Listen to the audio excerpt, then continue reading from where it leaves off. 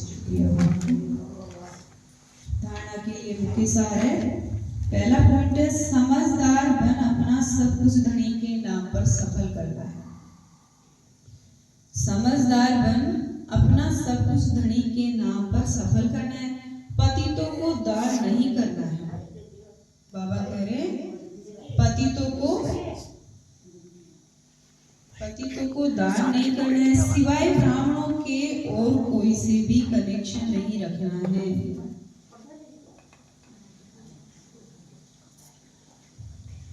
पतितों को दान नहीं करना है, सिवाय ब्राह्मणों के और कोई से भी कनेक्शन नहीं रखना है। दूसरा पॉइंट है, बुद्धि रूपी झोली में कोई ऐसा छेद न हो जो ज्ञान बहता रहे। बुद्धि रूपी झोली में कोई ऐसा छेद न हो जो ज्ञान बहता रहे। बेहद का बाप बेहद का वर्षा देने के लिए पड़ा रहे। इस गुप्त खुशी में रहना चाहिए। इस गुप्त खुशी में रहना है। बाप समान रहम दिल बनना है। बाप समान रहम दिल बनना है। वरदान सतगुरु बाबा का आज का,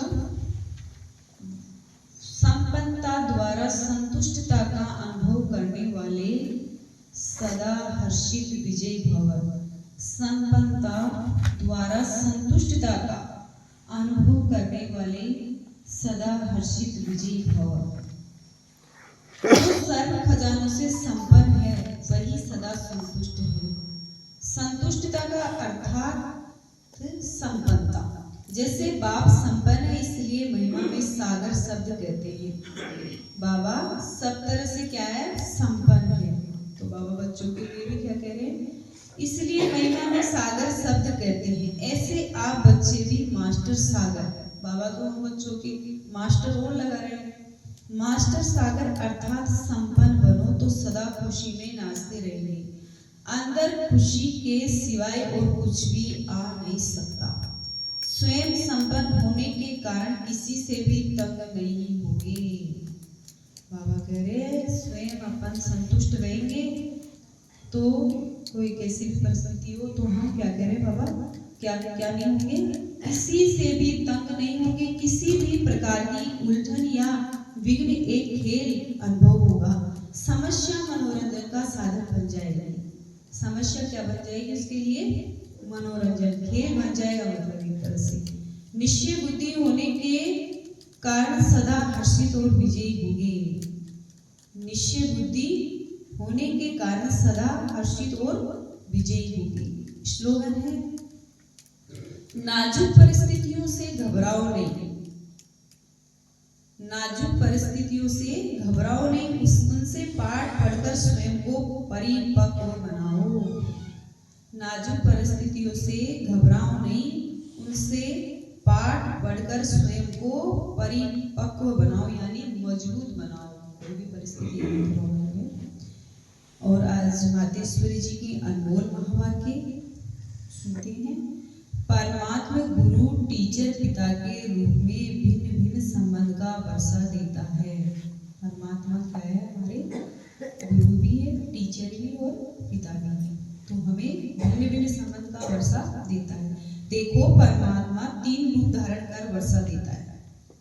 परमात्मा हमें तीनों रूप धारण कर क्या देते हैं, वर्षा देता है। वह हमारा बाप भी है, टीचर भी है तो गुरु भी है। अब पिता के साथ पिता का संबंध है, टीचर के साथ टीचर का संबंध है, गुरु से गुरु बने का संबंध है। अगर पिता से फारकती ले ली तो वर्षा कैसे मिलेगा।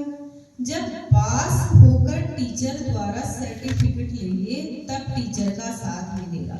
अगर बाप का वफादार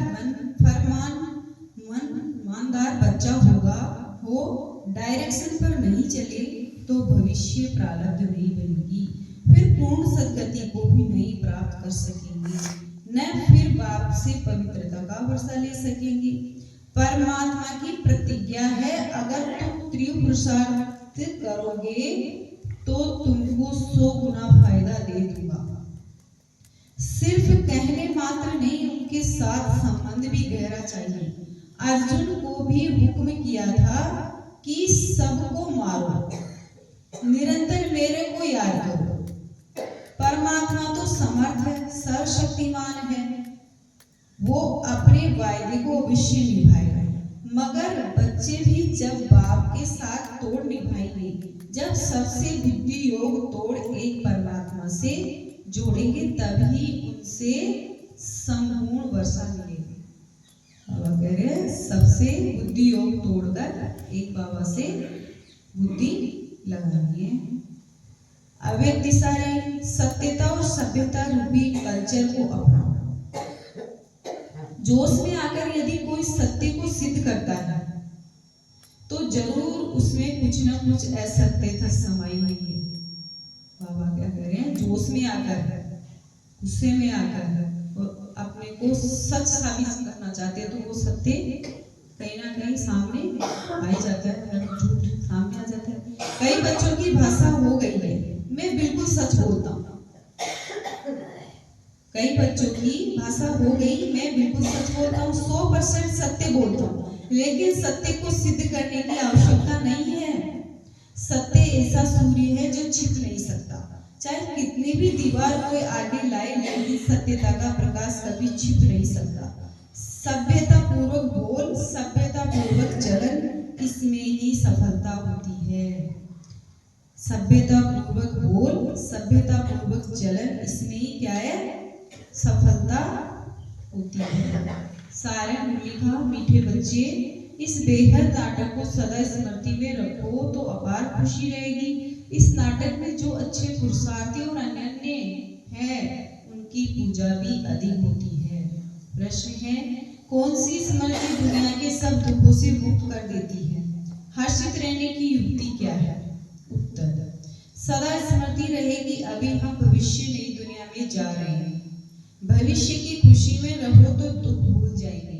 विघ्नों की दुनिया में विघ्न तो आएंगे, लेकिन स्मृति रहे कि इस दुनिया में हम बाकी थोड़े दिन हैं तो हर्षित रहेंगे। गीत जाग सजनिया जाग। ओम शांति।